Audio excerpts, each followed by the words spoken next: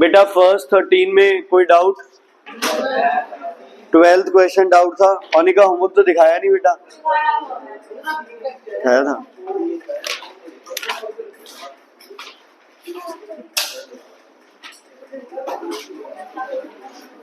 Okay बेटा 12th question.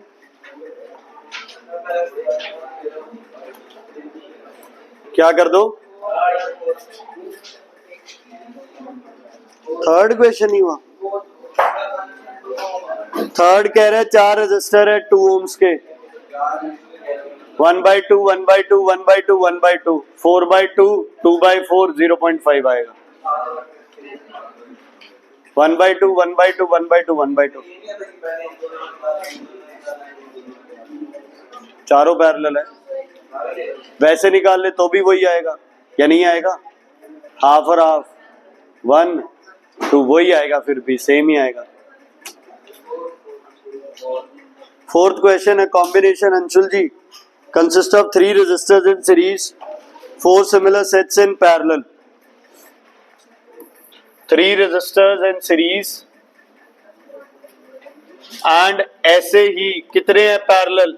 4, 1 2 3 और 4, सबका रेजिस्टेंस 6 ओम है। A combination contains 3 resistance and 4 such sets in parallel। ठीक है, तो 3 रेजिस्टेंस हो गए, टोटल कितना? 6 ओम्स। ये भी हो गया 6, ये भी 6 और ये भी 6। 1/6 1/6 1/6 4/6 6/4 1.5 ओम्स। ठीक है। 11 ऊपर वाले तीनों सीरीज में 1 1 1 3 हो गया, नीचे वाले तीनों सीरीज में 2 2 2 6 हो गया। बुक देखना, मुझे क्या देख रहा है? बुक देख। 11th किस किस का नहीं हुआ बेटा क्वेश्चन? आरव जी आप ही तो कह रहे थे नहीं हुआ। चश्मा कहाँ है आपका? तुझे समझ नहीं आती भी, तुझे पूरा दिखाई नहीं देता, मैं चश्मा लगा लूं।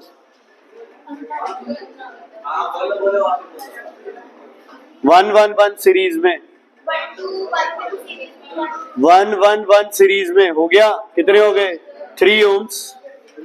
ऊपर 3, बीच में 2 और नीचे 6। समझ आया कि नहीं आया? ऊपर 3 है, बीच में 2 है, नीचे 2 2 2 6, तीनों पैरेलल हो गए। इन तीनों का पैरेलल जो भी रेजिस्टेंस आएगा 1 प्लस इनका रेजिस्टेंस प्लस 1, तीनों सीरीज में हो जाएंगे। हाँ पहले नहीं करनी का जी, पहले ये निकालना पड़ेगा, फिर 1 और 1 ऐड होगा इसमें। ठीक है। 12th क्वेश्चन ये आपको टोटल रेजिस्टेंस कह रहा है कितने ओम्स? 4 ओम्स है ना। कितने ओम्स है बच्चे? 4 ओम्स। पहले ऊपर का सीरीज कितना है? 12 ओम्स। नीचे का सीरीज कितना है बच्चे? 5 प्लस x ओम्स। ये किस बच्चे का नहीं हुआ क्वेश्चन? ट्राई भी नहीं किया? किया था। अब इनका क्या करना है बच्चे? Parallel 1/12 plus 1/5 plus x। LCM क्या आएगा बच्चे? 12 5 प्लस x। बोलो क्या आएगा इधर? 5 प्लस x प्लस 12 क्या आएगा? 17 plus x upon 60 plus 12x। Clear है? ये क्या होता है? 1 अपॉन RP। इसका क्या करेंगे? रेसिप्रोकल। तो टोटल R की वैल्यू तुम्हारे पास आ गई 60 plus 12x upon 17 plus x equals to क्या दे रखा है आपको? 4।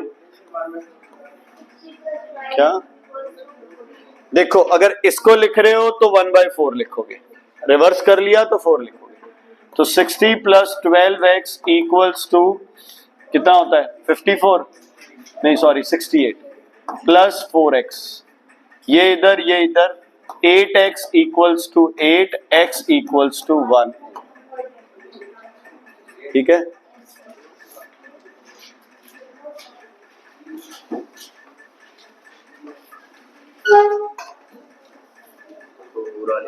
हाँ ये रहा।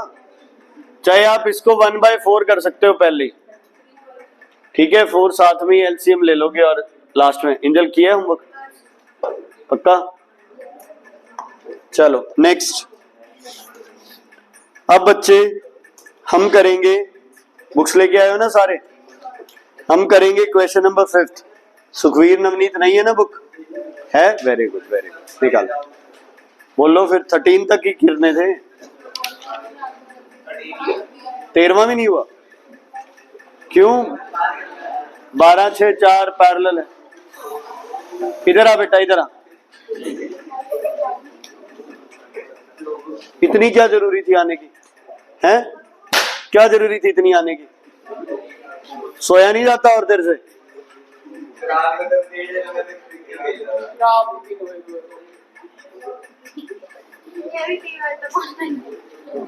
होमवर्क दिखा, इधर आ जा आगे, ये नीचे।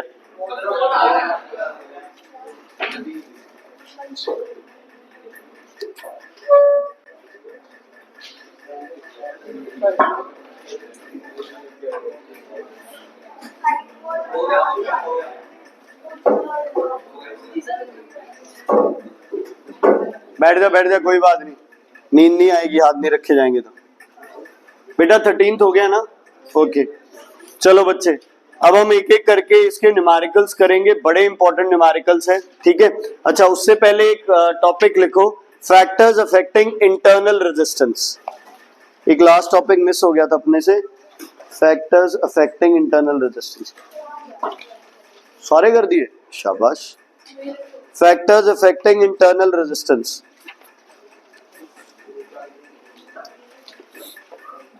सुनो, इंटरनल रेजिस्टेंस का मतलब है आपके पास ये कंटेनर हो गया, इसके अंदर आपके पास क्या है बच्चे? एनोड और, बोलो, एनोड और कैथोड, और इसके अंदर आपके पास क्या है? इलेक्ट्रोलाइट। क्या है बच्चे इसके अंदर? इलेक्ट्रोलाइट। बाकी आपका केमिस्ट्री में इसको बड़ी डिटेल्स में समझेंगे, ठीक है। आपका जो सेल होता है, एक तरफ पॉजिटिव होता है एक तरफ नेगेटिव, बीच में क्या होता है? इलेक्ट्रोलाइट। अब इसमें आपको बताया जाएगा कि इंटरनल रेजिस्टेंस मतलब जो पॉजिटिव आयंस इधर जा रहे हैं और नेगेटिव इधर जा रहे हैं, है ना, जो पॉजिटिव और नेगेटिव आयंस की मूवमेंट हो रही है, इनकी मूवमेंट को कौन रोक रहा है? इनकी मूवमेंट में टकराव कहां हो रहा है? इंटरनल रेजिस्टेंस किस वजह से आपका बढ़ रहा है बच्चे? लूप को पूरा होने कौन नहीं दे रहा है? तो इंटरनल रेजिस्टेंस जो होता है वो सबसे पहले बेटा किस पे डिपेंड करता है? सबसे पहले distance between the two electrodes, distance between electrodes directly proportional to the distance। जितना डिस्टेंस ज्यादा होगा ऑब्वियसली उतना आयंस को क्या मूव करना पड़ेगा? ज्यादा दूर तक जाना पड़ेगा। आयंस को ज्यादा दूर तक जाना पड़ेगा तो ऑब्वियसली वो तुम्हारा क्या बढ़ा देगा? Internal resistance. क्या बढ़ा देगा बच्चे? Internal resistance. ओके दूसरा, अगर सरफेस एरिया इलेक्ट्रोड का बढ़ा दो, कम हो जाएगा। Internal resistance inversely proportional to surface area. मतलब इलेक्ट्रोड जितने बच्चे चौड़े हो जाएंगे ना, वाइड हो जाएंगे, उतने आयंस को जाना इजी हो जाएगा, है ना, क्योंकि आयंस को अब उस पतले से इलेक्ट्रोड पे नहीं जाना है, कहीं भी जाके आयन चिपक सकता है, तो वो आ गया आपका सरफेस एरिया। अगला लिखो बच्चे टेम्परेचर। यहां उल्टा है, टेम्परेचर बढ़ाने से इंटरनल रेजिस्टेंस कम होता है। क्यों? क्योंकि टेम्परेचर बढ़ाने से आयंस की मूवमेंट क्या हो जाती है? इजी। यहां स्ट्रीमलाइंड मोशन नहीं चाहिए हमें, यहां हमें क्या चाहिए? कोई भी मोशन हो, जिगजैग हो, चाहे कोई भी मोशन। इधर आ, तेरे पापा से बात करा पहले मैं यार। किनू बात है मैसेज?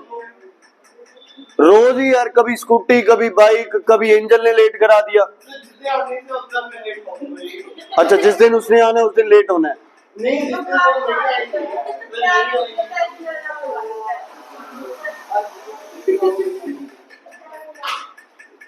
हद्दी हुई बड़ी दोनों। हाँ जी ठीक है, टेम्परेचर बढ़ेगा तो आयंस की मूवमेंट बढ़ जाएगी। एक अपने को जो कंडक्टर था, उसमें अपने को क्या चाहिए थी? मूवमेंट, स्ट्रीमलाइन मूवमेंट चाहिए थी कि इलेक्ट्रॉन सीधे सीधे चलने चाहिए। टेम्परेचर बढ़ने से इलेक्ट्रॉन्स इधर उधर हो जाते हैं। यहां बच्चे हमें मूवमेंट क्या चाहिए बताओ? यहां मूवमेंट हमें क्या चाहिए बोलो? कहीं भी चाहिए, कोई चक्कर नहीं है। इतना बड़ा इलेक्ट्रोड है ना, हम उस दीवार पे वहां जाके चिपके, यहां लगे चाहे इस दीवार पे जाके लगे, कोई फर्क नहीं पड़ता है। ठीक है, तो जितनी मूवमेंट ज्यादा होगी उतना ही रेजिस्टेंस क्या हो जाएगा? कम हो जाएगा, इंटरनल रेजिस्टेंस। लास्ट बच्चे, इंटरनल रेजिस्टेंस डिपेंड करता है कॉन्सेंट्रेशन ऑफ इलेक्ट्रोलाइट।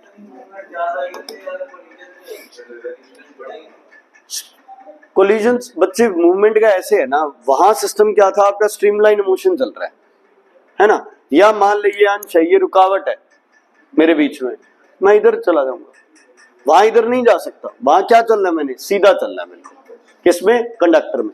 इलेक्ट्रोलाइट में कई मर्जी मूव करो, तो कोलिजन्स बढ़ेगी, लेकिन मूवमेंट इतनी ज्यादा है कि वो कोलिजन्स बढ़ने को भी ओवरकम कर लेती है। ये लिखो बच्चे, सारे नोट करो पॉइंट्स। किससे? डायरेक्टली है बच्चे, जितनी कॉन्सेंट्रेशन ज्यादा होगी तो कोलिजन्स के चांसेस क्या हो जाएंगे? ज्यादा। इसीलिए कॉन्सेंट्रेटेड जो होता है वो करंट को अलाउ नहीं करता, लेकिन जो डाइल्यूट होता है वो करंट को अलाउ करता है। अच्छा, इंटरनल रेजिस्टेंस सेल के लिए जरूरी है या नहीं? चलो लॉसेज आ जाते हैं, हमें पता है लॉसेज आ जाते हैं, लेकिन वोल्टेज ड्रॉप होना जरूरी है या नहीं? होगा ही, क्योंकि सर्किट क्या नहीं होगा तब? कंप्लीट ही नहीं होगा। सर्किट कंप्लीट करने के लिए बच्चे वोल्टेज ड्रॉप तो आएगी, उसका कोई इलाज नहीं है अपने पास। हाँ, हम ये कर सकते हैं कि वोल्टेज ड्रॉप मिनिमम कर सकते हैं। ठीक है, एक सिंपल सी बात सुनो, मान लो वो आप सेम टोल टैक्स वाला एग्जांपल ले लेते हैं, है ना, हम सेम एग्जांपल ले लेते हैं कि 100 गाड़ियां पास करनी थी, 98 का टोल कटा, 2 गाड़ियां कहीं और से निकल गई।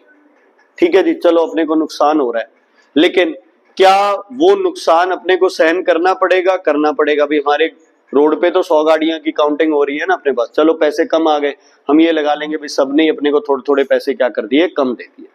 ठीक है, लेकिन अगर वो 2 गाड़ियां अपने साथ और गाड़ियां भी लेके जा रही है, तो वो अपने लिए फायदा है या नुकसान है? नुकसान। देखो, इंटरनल रेजिस्टेंस तो होगा, है ना, अंदर का रेजिस्टेंस तो होगा, अंदर करंट भी पास करेगा, वो करंट पास करना जरूरी भी है, क्योंकि लूप को क्या करना है तुमने? कंप्लीट भी करना है ना अपन ने लूप को कंप्लीट, तो सारी चीजें ही है उसमें। लेकिन फिर भी जो लॉस हो रहा है, उस लॉस को अपन ने क्या रखना है? मिनिमम रखना है। क्या रखना है? उस लॉस को मिनिमम रखना है। क्या रखना है बच्चे? मिनिमम रखना है। अपन ने ये देखना है भी चलो इलेक्ट्रॉन जा रहे हैं या आयंस मूव कर रहे हैं, तो आयंस आराम से मूव करे, आयंस की मूवमेंट में कोई फ्रिक्शन ना हो। अगर आयंस की मूवमेंट में कोलिजन ज्यादा हो गई तो यार फिर वो सारा कह रहे, एक तो लॉस हो रहा है, ऊपर से लॉस में भी लॉस क्या हो रहा है? ज्यादा हो रहा है। मतलब इंटरनल रेजिस्टेंस की वजह से लॉस तो होगा, लेकिन आप इंटरनल रेजिस्टेंस को मिनिमम रखो ताकि आपके लॉसेस क्या हो? मिनिमम हो, और लूप भी क्या हो जाए? पूरा हो जाए। समझ आ गई?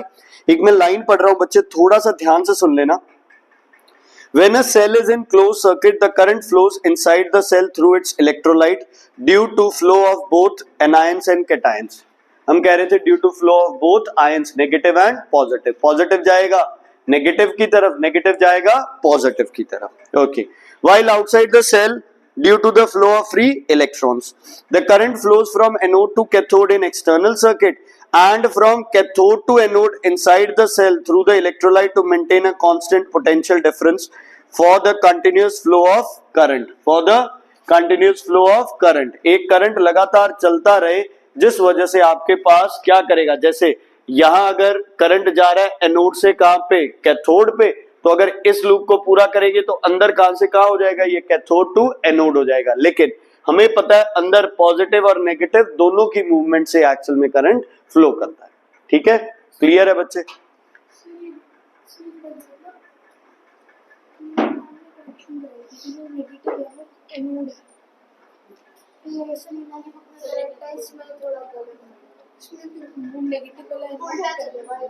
नहीं यार,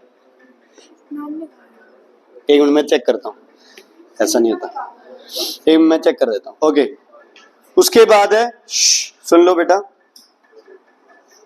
the resistance offered by the electrolyte inside the cell to the flow of current, it is called internal resistance of the cell.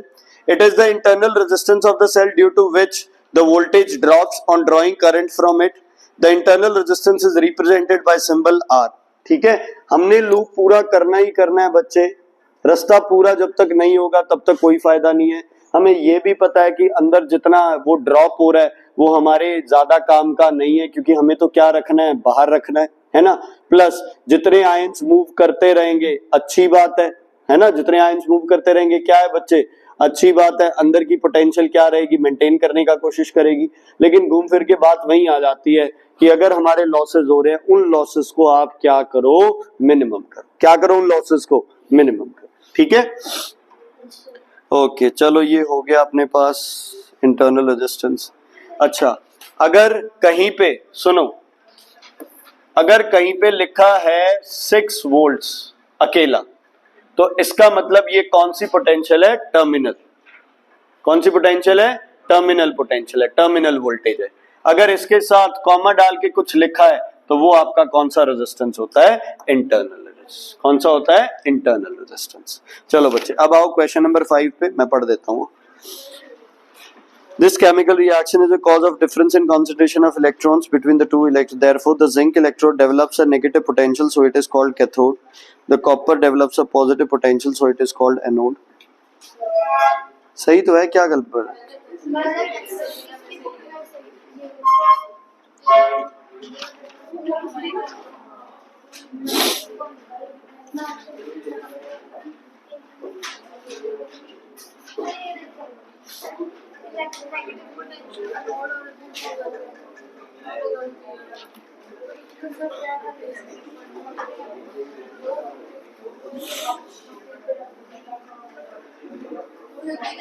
नहीं बच्चे, ये गलत है। ये देखो ना, नेगेटिव इलेक्ट्रोड को क्या बोलते हो आप, फिर हाँ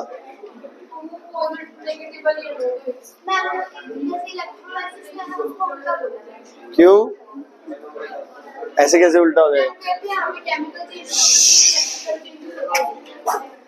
ऐसा क्या हो गया यार, जो नेगेटिव है वो नेगेटिव रहेगा, जो पॉजिटिव है वो तो पॉजिटिव रहेगा। Negative will remain anode, positive will remain cathode, sorry negative will remain cathode and positive will remain anode.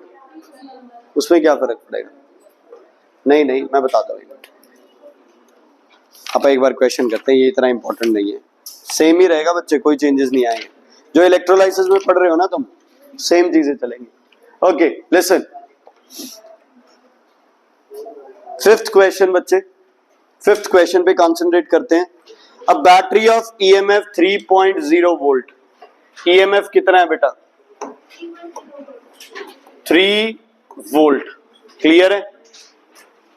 Next, supplies a current through a circuit in which resistance can be changed. A higher resistance voltmeter is connected across the battery. When current is 1.5 ampere, the voltmeter reads 2.7 volts.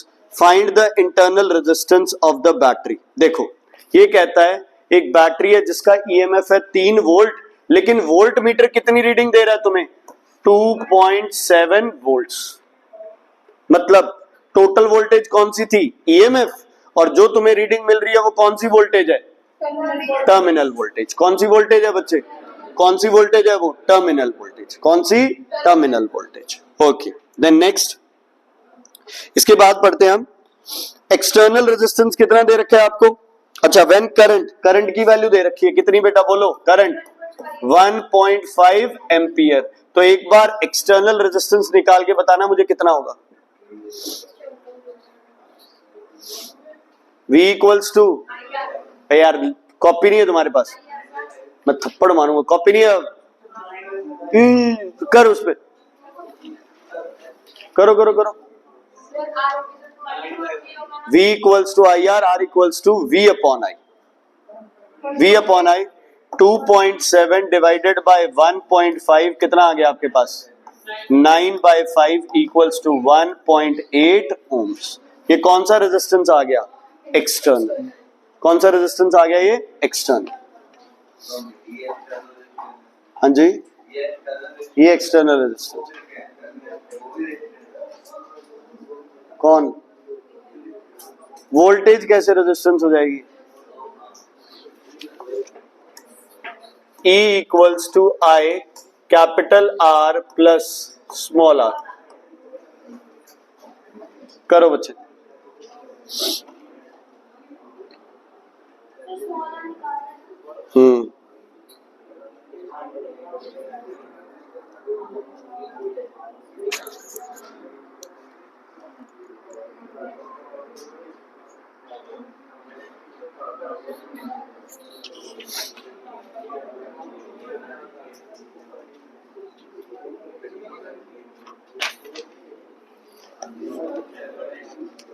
कितना आ गया?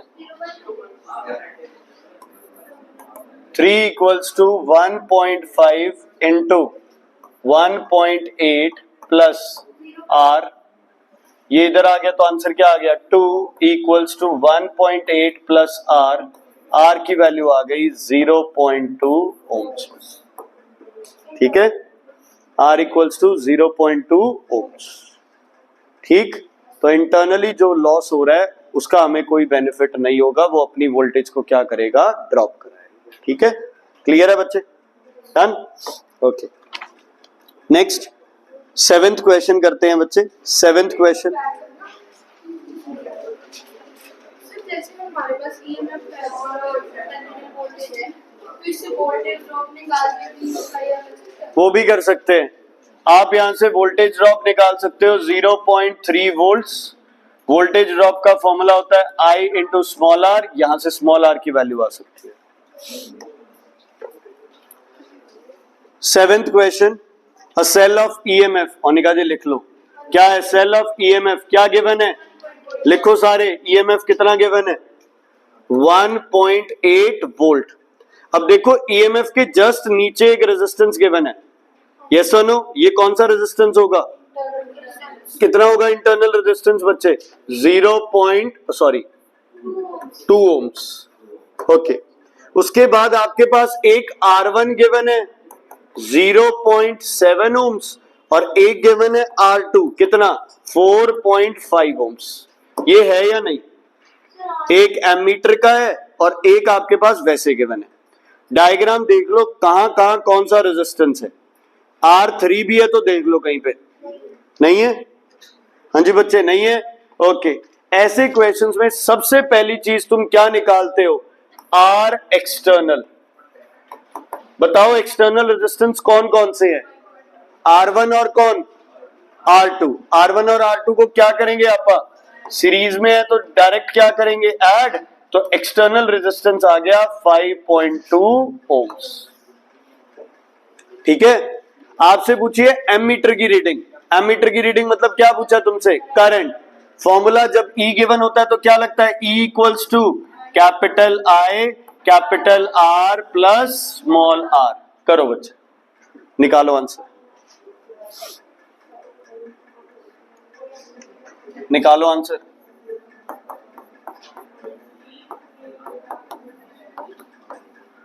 Question कर ले रश्मि, मैं थप्पड़ बहुत मारने, समझ आ गई? कर रहा हूं क्वेश्चन।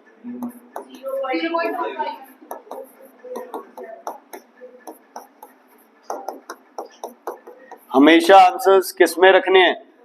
डेसिमल्स में। देखो तुम लोग कैलकुलेशन के लिए फ्रैक्शन यूज कर लो, चाहे 1/4, कोई दिक्कत नहीं है, लेकिन अगर डेसिमल्स में है तो उसमें निकालना पड़ेगा हर एक आंसर। ठीक है, एमीटर रीडिंग आ गई बच्चे? कोई दिक्कत, कोई परेशानी नहीं है? ओके, दूसरा ये कहता है potential difference across the terminals of the cell. मतलब क्या पूछा है? Terminal voltage. फॉर्मूला क्या होता है? V equals to I। R कौन सा? एक्सटर्नल। तो I कितना है? 0.25। ओके, क्या मैं 0.25 की जगह 1/4 भी यूज कर सकता हूं? इनटू एक्सटर्नल रेजिस्टेंस कितना है? 5.2। तो कितना आ गया आपके पास? 1.3 वोल्ट। ठीक है, वोल्टेज ड्रॉप पूछ ले तो 1.8 माइनस 1.3 0.5 वोल्ट्स। देखो बच्चे ये स्टार्टिंग है। जुबैर जी ध्यान देना, प्रणव, दक्ष, ये स्टार्टिंग है, बेसिक क्वेश्चन है। अग्रिम यही नहीं समझ आ रहे तो पूछ लो। Voltage drop, EMF minus terminal voltage. ठीक है बच्चे, क्लियर है? नहीं समझ आ रहा अभी पूछ लो। Done, okay. आप मुझे अब बताओ एमीटर में कितनी वोल्टेज यूज हुई और मेरा जो दूसरा रजिस्टर है उसमें कितनी वोल्टेज यूज हुई। वोल्टेज का फॉर्मूला क्या होता है? V equals to I R. I कितना है बेटा? 1.5 और एमीटर का आर कितना है? 0.7। इंडिविजुअल कर रहे हो तो इंडिविजुअल हो जाएगा। क्या आएगा ये? 1.05 वोल्ट्स। और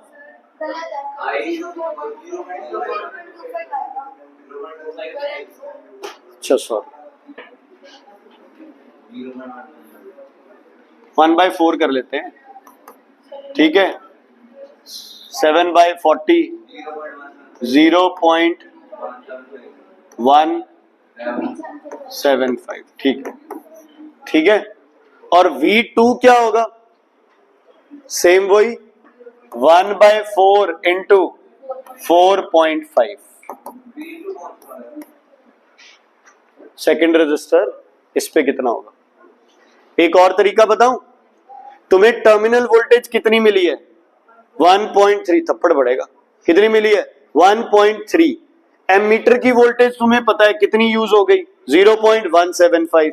तो 1.3 में से 0.175 माइनस कर दो, वो कहां यूज हो जाएगी? अगले रेजिस्टेंस पे यूज हो जाएगी। ठीक है, कोई नहीं, आगे एक एक करके आप ये क्वेश्चंस करते रहेंगे ना तो और भी समझ आएगा। ये किसका? बुक वाले पार्ट तो अपने कब के सॉल्व कर दिए, 2 और कर लिए एक्स्ट्रा। वही क्या एक्स्ट्रा कर लिए मैडम। 8th क्वेश्चन को एक बार सर्कल कर दो, ये वो साइमल्टेनियस इक्वेशन वाला क्वेश्चन है। आगे करेंगे आप इसको। चलो 10th क्वेश्चन करते हैं।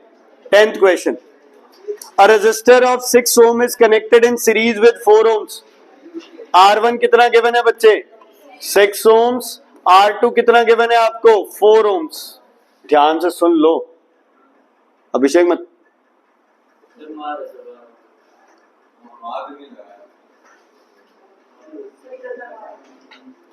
Potential difference 20 volts. कहीं पे इंटरनल रेजिस्टेंस की बात हुई है, कहीं पे ईएमएफ की बात हुई है। तो ये अपनी कौन सी वोल्टेज है? Terminal voltage. डायरेक्टली गिवन है अपने को कितनी बेटा? 20 वोल्ट्स। मैंने तो कुछ नहीं बोला, मैं कहता ही नहीं बच्चे कभी किसी को कुछ। चलो हाँ जी,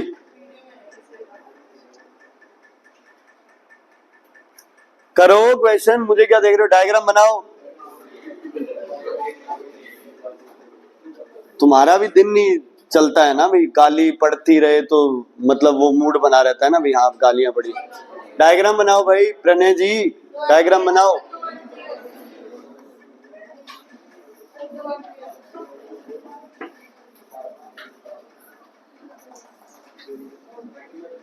एक तो की लगानी जरूरी होती है डायग्राम में, और एक क्या लगाना जरूरी होता है? एमीटर।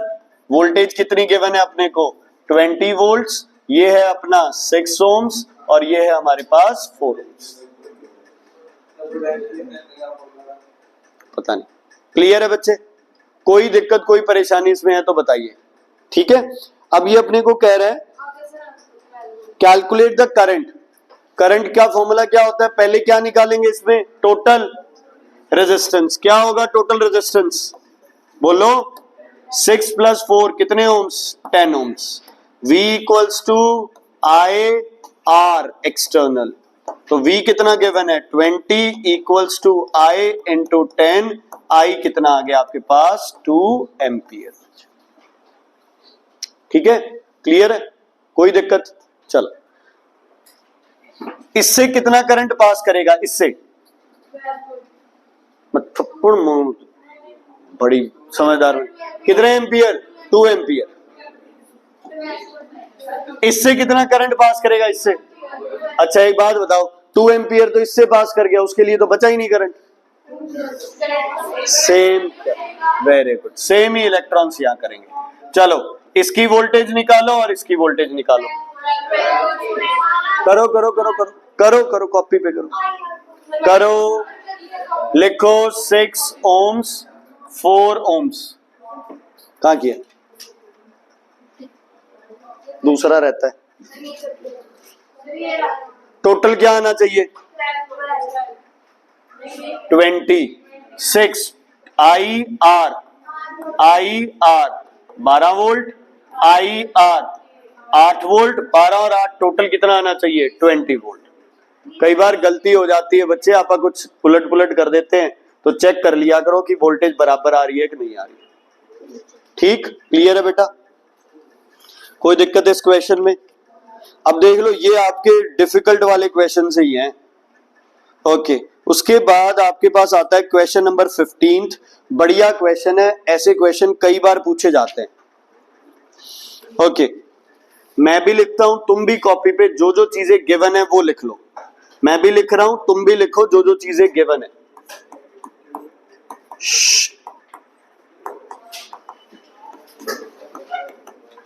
तुम्हें जैसे ठीक लगता है तुम वैसे लिखो, मुझे जैसे ठीक लग रहा है मैं वैसे लिख रहा हूं।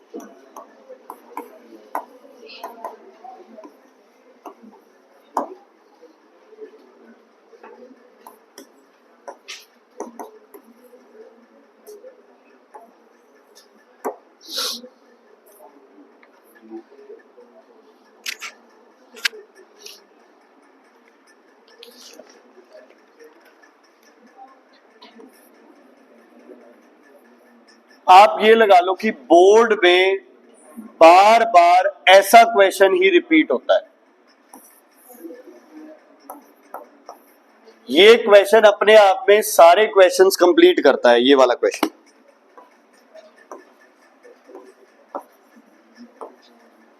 इससे आपको नेट रेजिस्टेंस निकालना भी पूछा जा सकता है, इससे आपको I1 I2 V की वैल्यू पूछी जा सकती है, जो भी। ध्यान से सुनना, जब चीजें पैरेलल होती है तो उनका क्या सेम रहता है? वोल्टेज, पोटेंशियल, टर्मिनल वोल्टेज, है ना? क्या सेम रहता है उनका? Potential difference. किया अपन ने? यस और नो किया है कि नहीं किया अपन ने? किया है ना कि जब चीजें पैरेलल होती है तो क्या सेम रहती है बच्चे? Potential difference. ओके, कोई बच्चा क्या इसका पोटेंशियल डिफरेंस निकाल सकता है? V1। कोई बच्चा इसका पोटेंशियल डिफरेंस निकाल सकता है? वेरी गुड, कितना होगा? 4.8 वोल्ट्स। ओके, इसका पोटेंशियल डिफरेंस कितना होगा? बताओ, लगाओ दिमाग।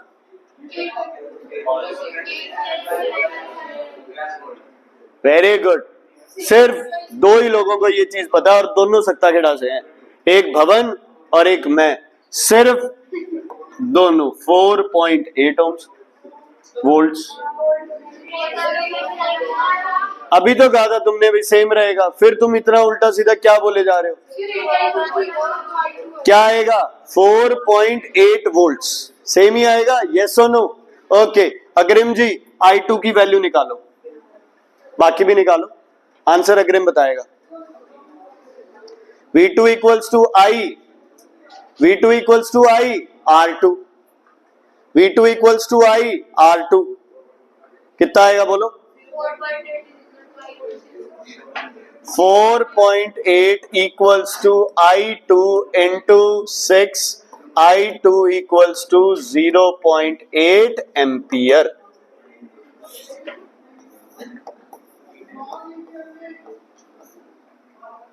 समझ आ गया? क्लियर है? समझ आ गई बच्चे? कोई दिक्कत? अंशुल जी, इस I की वैल्यू बताओ कितनी होगी? बाकी सब चुप रहेंगे, कोई नहीं बोलेगा, नहीं तो अंशुल पिटेगा, उसके साथ वो बंदा भी पिटेगा जो सही भी बताएगा। कौन? 8 ohm है? ओहो,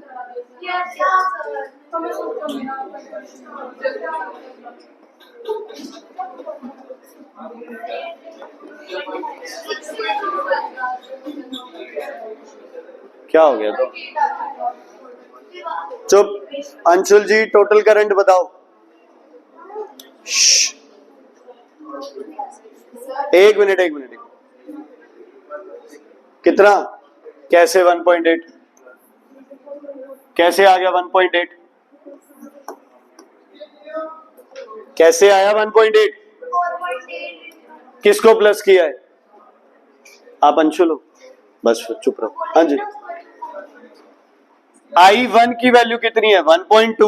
I2 की वैल्यू कितनी है? 0.6। दोनों आके यहाँ क्या हो रहे हैं? इकट्ठे। तो I की वैल्यू कितनी होगी बच्चे? कितनी होगी I की वैल्यू? बोलो। 1.2 प्लस 0.6 कितनी हो गई?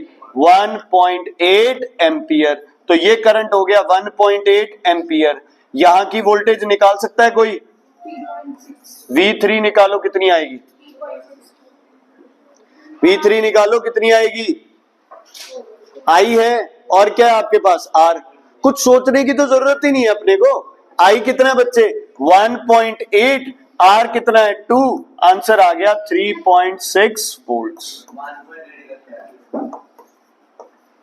ऊपर से करंट 1.2 आया, नीचे से आया 0.6, दोनों इकट्ठे हो गए, इलेक्ट्रॉन्स दोनों इकट्ठे हो गए। समझ आ गया बच्चे? क्लियर है? कोई दिक्कत? ओके। मैं एक यहां पे कुछ बना रहा हूं, ध्यान से सुनना। ये जो पैरेलल अरेंजमेंट है और ये आपस में सीरीज में, समझ आ गई? ये पैरेलल और ये आपस में क्या है बच्चे? सीरीज में। किसमें है बच्चे? किसमें है ये? सीरीज में है। तो सीरीज में पोटेंशियल क्या होती है? डिवाइड। यहां पोटेंशियल कितनी है अपने पास? 4.8। वहां पोटेंशियल कितनी है अपने पास? 3.6। तो टोटल पोटेंशियल अपने पास कितनी आ गई? बोलो कितनी आ गई?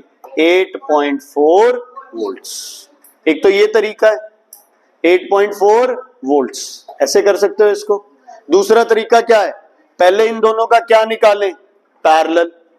उसके साथ इसका क्या निकालें? सीरीज। टोटल रेजिस्टेंस बताना मुझे कितना है? दो का पैरेलल, एक सीरीज। टोटल रेजिस्टेंस बताओ कितना है? दो का पैरेलल, एक का सीरीज। टोटल रेजिस्टेंस बताओ। 1/R इक्वल्स टू क्या लिखोगे? क्या लिखोगे बच्चे? 1/R equals to 1/4 plus 1/8। यहां से R की वैल्यू आ जाएगी 32/12। 16 4 8/3। इसमें ऐड करना है तुमने कौन सा? 2। तो आंसर आ जाएगा 14/3 रेजिस्टेंस आ गया। जो भी आ रहा है 14/3 आ गया। बेटा रेजिस्टेंस निकालना नहीं आता? 4 और 8 क्या है? हाँ, इनका पैरेलल निकाल। 6 के साथ उसको सीरीज में करो। आंसर बताओ कितना आया? 2 के साथ आंसर कितना आया? वेरी गुड बच्चे। 8/3 नहीं होगा।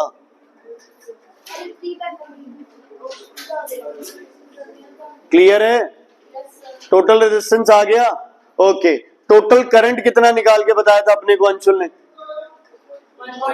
1.8। तो इसको किससे मल्टीप्लाई कर दूं मैं? 1.8 से।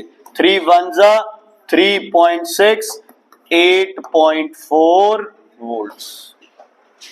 जैसे मर्जी कर लो, आंसर सेम आएगा ना। वोल्टेज ऐड कर दो।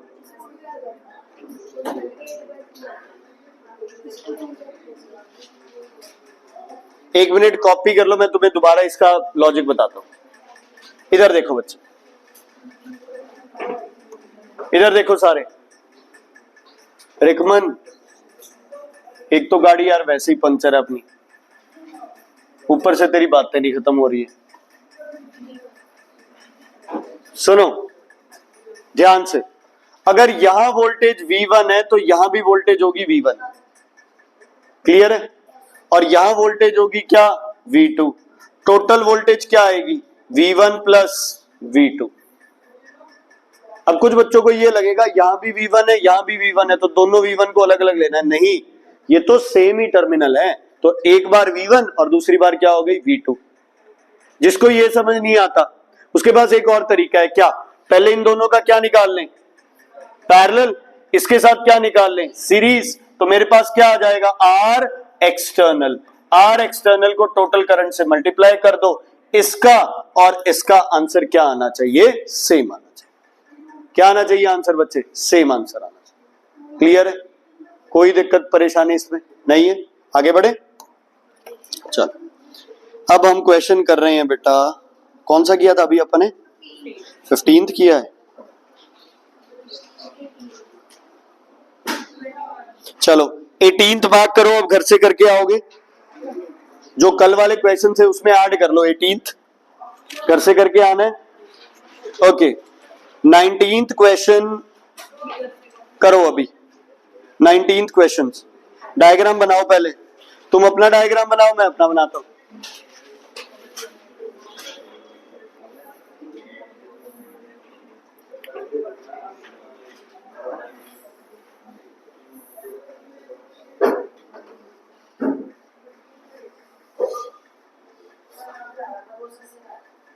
हैं?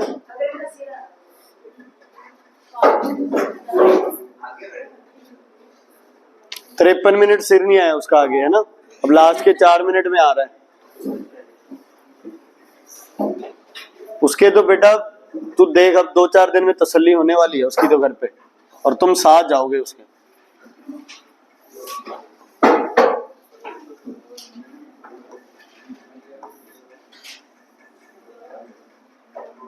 तो अकेला ऐसा बच्चा है लक्ष्य जो ट्यूशन आने के बाद परफॉर्मेंस 0 कर रहा है सिर्फ इनके चक्करों में।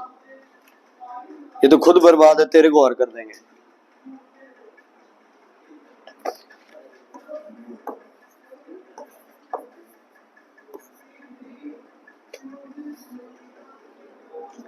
ठीक है, अभिनव से दूर रहो बेटा।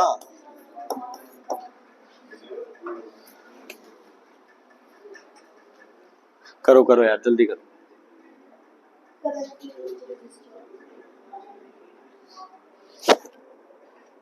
अब पता है क्या पूछा तुमसे, तुमसे पूछा है I1 और I2। हसरत जी I1 I2 के लिए पहले तुम्हें क्या होना चाहिए, तुम्हारे पास R तो है, V होना चाहिए, V I R तीनों होना चाहिए तभी होगा। अच्छा अब इन दोनों में V क्या रहेगी, सेम। जो इनमें V रहेगी वही सेल की V होगी, है ना। तो V के लिए तुम्हें क्या चाहिए, टोटल रेजिस्टेंस और टोटल करंट। टोटल रेजिस्टेंस और टोटल करंट, टोटल करंट तो है, टोटल रेजिस्टेंस है, निकाल सकते हो, निकालो फिर। 10 आ रहा है टोटल रेजिस्टेंस, हमारा 2.4 आ रहा है बच्चे।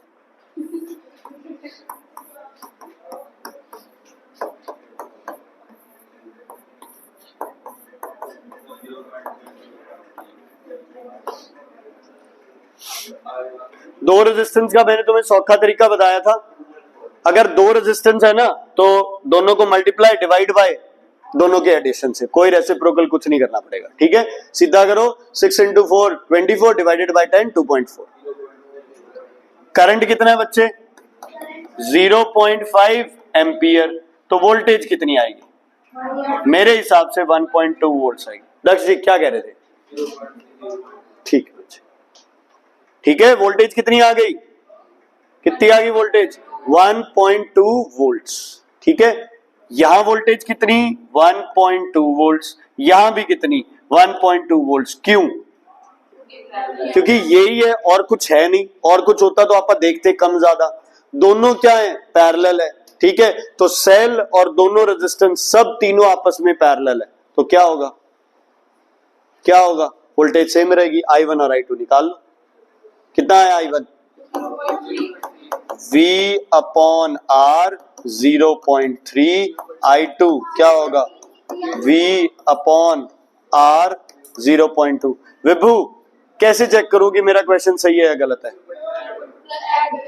टोटल करोगे तो आंसर क्या आना चाहिए, 0.5 एम्पियर, क्योंकि ये 5 एम्पियर ही इधर और इधर क्या हो गया, डिवाइड हो गया, डिस्ट्रीब्यूट। ठीक है बच्चे, देखो ये 2014 में, 15 में, 16 में ऐसे क्वेश्चंस आते हैं और बड़े इजी क्वेश्चंस है। मतलब मैं आपको कह दूं इलेक्ट्रिसिटी का कोई बहुत इतने डिफिकल्ट पेपर आए हैं इसके फिजिक्स के, इलेक्ट्रिसिटी वाला क्वेश्चन हर बच्चे ने प्री बोर्ड तक छोड़ा है और बोर्ड में हर बच्चे ने अटेम्प्ट किया है। जिस बच्चे ने ये कर लिया भी मैंने तो करना ही नहीं है, समझना ही नहीं है, वो तो अलग ही बात है।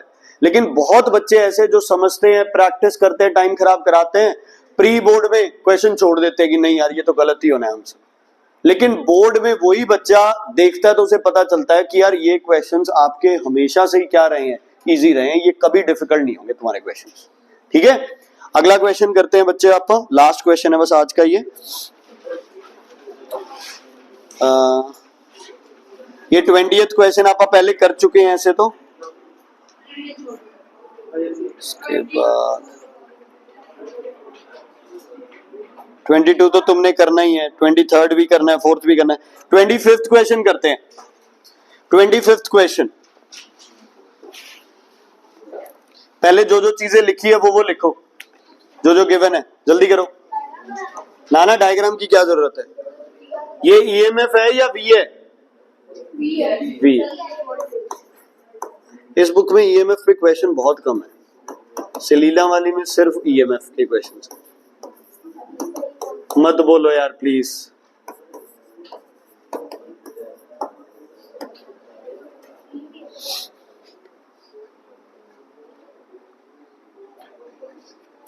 करंट के लिए क्या चाहिए? V और R। V टोटल चाहिए और R भी क्या चाहिए? टोटल। ओके, ये दोनों आपस में क्या है बेटा? पैरेलल। क्या ये दोनों? पैरेलल। तो सौखे वाला तरीका करना है वो भी कर लो। पैरेलल में दोनों को मल्टीप्लाई और फिर एडिशन से डिवाइड, 4 ओम्स। तुम 1/RP वाला कर लो, कोई चक्कर नहीं। जब दो ही रेजिस्टेंस हो ना और दोनों क्या हो? पैरेलल हो, तो दोनों को क्या करो? मल्टीप्लाई करो और दोनों को क्या कर लो? उनके एडिशन से डिवाइड कर दो, सेम आंसर। यही होता है यार, आप एलसीएम निकाल के करते हैं। बाकी तुम्हारी मर्जी है, जैसे मर्जी करो। ओके, 8 और 4 आपस में क्या हो गए? सीरीज। तो टोटल रेजिस्टेंस मेरा क्या आ गया? 8 + 4 कितना आ गया? 12 ohms. Okay, V equals to IR, I की वैल्यू आ जाएगी 1 एम्पियर। I की वैल्यू आ गई 1 एम्पियर। तो डायग्राम में एक बार एरो लगा के और 1 एम्पियर लिख लो ताकि सौखा हो जाए तुम्हें बाद में। डायग्राम में जहां एरो लगी हुई है वहां पे 1 एम्पियर लिख लो ताकि तुम्हें पता चल जाए। ठीक है, ठीक, क्लियर है? 8 ओम के अंदर वोल्टेज कितनी होगी बताओ मुझे? 8 ओम वाले में इसमें वोल्टेज बताओ कितनी होगी? कैसे पता चला? आई कितना है? 1, रेजिस्टेंस कितना है? 8, कितने ओम्स हो, कितने वोल्ट हो गए? 8 वोल्ट। क्लियर है बेटा? क्लियर है प्रणव जी? क्लियर है हरगुन? ओके, क्या R2 और R3 में सेम वोल्टेज रहेगी? क्या R2 और R3 में सेम रहेगी? यस। टोटल कितनी थी? 12। यूज कितनी हो गई? कहां गई? 8। 8 क्या हो गई? यूज। कितनी बची? 4। तो R2 में भी कितनी होगी? 4 वोल्ट्स। R3 में भी कितनी होगी? 4 वोल्ट्स। बेटा मन करेगा 2 लिखने का इनको, है ना? पैरेलल में क्या होगा? सेम रहेगी। ठीक है, टोटल कितनी थी? 12 वोल्ट्स। 8 ओम के अंदर कितनी यूज हो गई बच्चे? 8 वोल्ट्स। तो अपने लिए कितनी बची? सिर्फ 4। अब पैरेलल कर दिए तुमने। अगर सीरीज में होते तो वो 4 भी डिवाइड होती। पैरेलल है तो 4 क्या रहेगी? सेम। चलो मुझे इसमें और इसमें करंट निकाल के बताओ। Current in R2 and current in R3। Current in R2 and current in R3।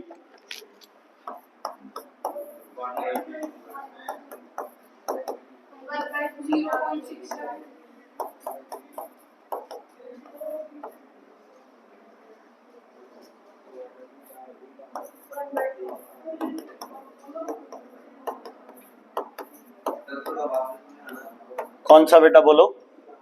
Total कितनी थी? 12 वोल्ट। 8 ओम रेजिस्टर, बुक देख, 8 ओम रेजिस्टर के अंदर कितनी यूज हो गई? 8 वोल्ट्स।